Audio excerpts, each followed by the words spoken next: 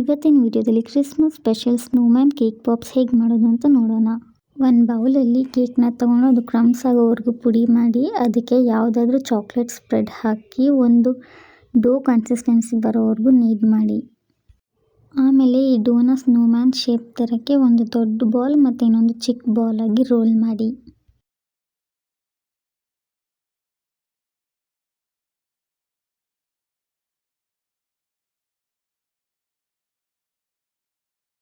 ನಾವು ಮಾಡಿರುವಂಥ cake ಕ್ರಮ್ ಬಾಲ್ಸಿಂದ snowman shape ಬರೋ ಥರ ಕಡ್ಡಿಗೆ ಇನ್ಸರ್ಟ್ ಮಾಡಿ.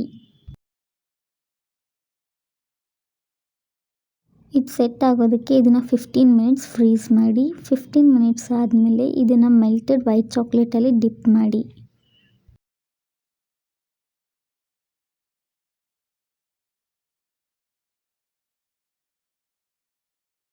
ಮೆಲ್ಟೆಡ್ ಡಾರ್ಕ್ ಚಾಕ್ಲೇಟಿಂದ ಕಣ್ಣು ಮಾಡಿ 1 ಆರೆಂಜ್ ಜೆಮ್ಸ್ನ ಹಾಫ್ ಮಾಡಿ ಅದರಿಂದ ನೋಸ್ ಮಾಡಿ. ಈಗ ನಮ್ಮ ಸ್ನೋಮ್ಯಾನ್ ಕೇಕ್ ಪಾಪ್ಸ್ ರೆಡಿ ಆಗಿದೆ.